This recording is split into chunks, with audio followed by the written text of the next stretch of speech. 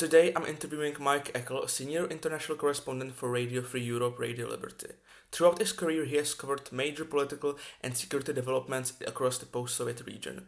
That includes extensive underground reporting during conflicts such as the Russian invasion of Ukraine, the annexation of Crimea, the war in Chechnya, and others. Mr. Eckel, thank you for taking part in this interview. You're very welcome. My first question is, what first drew you to covering post-Soviet countries like Ukraine and Russia? When I was in university as an undergraduate, it was right around the time of the fall of the Berlin Wall and the collapse of the Soviet Union. Although I was a student in the United States, in Maine, in a small college, it was exciting there. It was exciting, obviously, in the Czech Republic and across this region. I was drawn to study Russian language and literature for my undergraduate studies, and I ended up majoring in that. And then I had several zigs and zags and twists and turns in my career path before I ended up becoming a journalist and specifically covering Russia, Ukraine, and the post-Soviet space. And what do you consider to be the most challenging event you have ever covered? Challenging. Professionally, emotionally, psychologically, the most challenging story I've ever covered would have to be an event that occurred in September 2004 on the first day of the new school year in a small town called Beslan, which is located in Russia's North Caucasus region. A group of armed militants, terrorists, seized more than 1,000 people, women, men, parents, children, teachers in a school. And over the next 3 days, it was this incredible hostage-taking situation, terrorist attack. At the end of the 3 days, there was, for a variety of reasons, there was a violent end to the siege, to the hostage-taking. A massive gunfight erupted between the militants and between security forces who were trying to free the hostages. And at the time I was working in Moscow. I was a correspondent for the Associated Press, and I had been sent down to Beslan the very morning that the event occurred. And I stayed there for 10 days in all, covering both the actual hostage seizure, but also the aftermath, because in the end, 333 people were killed as a result of this violent ending, and half of those were children. Why this was the most challenging experience of my reporting career was because, as a reporter, you're expected to go and interview people, talk to them, hear their stories, and among other things, the tasks a reporter has is to listen to someone and to communicate their story accurately, fairly, objectively, contextualize it for a wider audience.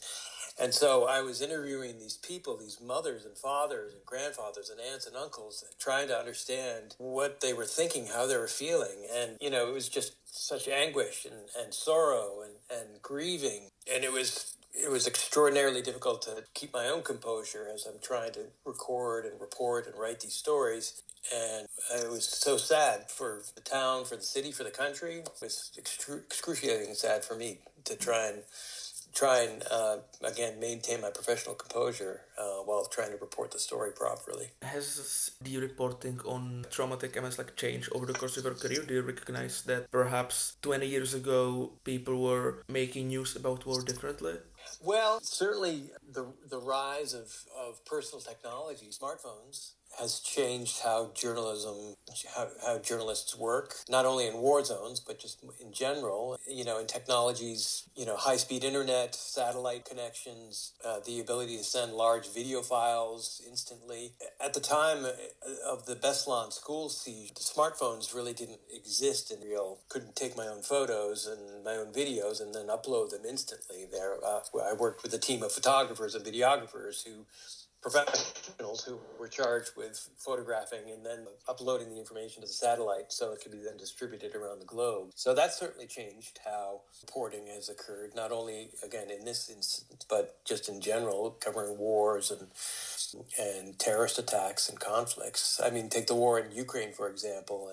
Every soldier on the front line, Russian or Ukrainian, they have, smartphones, and many of them post videos to Telegram, to other social media, and It makes a journalist's job easy and harder to try and sift through it all and try to figure out what the story is and how to tell it fairly. Experience working for Associated Press, and I wanted to ask, how does working for a news agency compare to working in traditional newsroom like Radio Free Europe? The Associated Press is a wire service, so the model of a wire service is, at least traditionally, there's no physical publication, there's no people, newspapers subscribe to the wires. They pay a certain amount, and then they get a certain number of articles, photographs, graphics, video, on a daily basis. So the whole concept behind working for a wire service is you're writing fast, you're reporting fast, quickly, accurately, and you're constantly updating information and making updates and additions to stories. So the wire services are very fast-paced, and the priority is again doing these quick stories that get updated constantly. There is some room for longer investigative work, enterprise stories, longer form narratives as well, but typically the priority has been on these quick, short, rapid fire updates. In a traditional newsroom, in our case at Radio Free Europe, the news cycle, as we say, is sort of structured differently. There's obviously a constant need to be on top of the news and to report the news as it happens. There's not the sort of driving, constant updating of stories that you see at The Wire.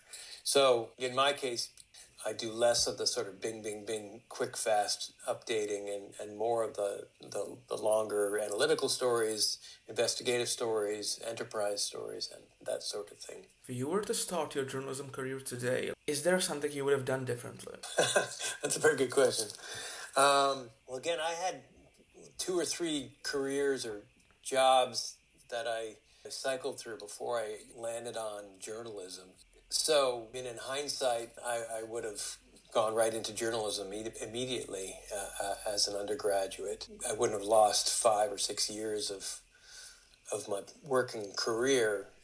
That's the biggest thing, I would say, as a journalist. I mean, if this is something that is your calling, then start now as early as you can to get the training, the skills that you need. Build up a portfolio of work, newspaper clippings, magazine stories, websites, broadcasts that you can show to future employers that you're a capable reporter and that they should hire you and put you to work. I didn't have formal journalism training. The work that I did as an undergraduate was a general humanities program there, so reading and writing and critical thinking and analytical skills, and those are all essential to journalism. And speaking other languages as well, which obviously you do, and most people in university these days are learning 2 or 3 different languages. That's essential. In my case, if I didn't learn Russian, then my career wouldn't have taken me in the way that it had.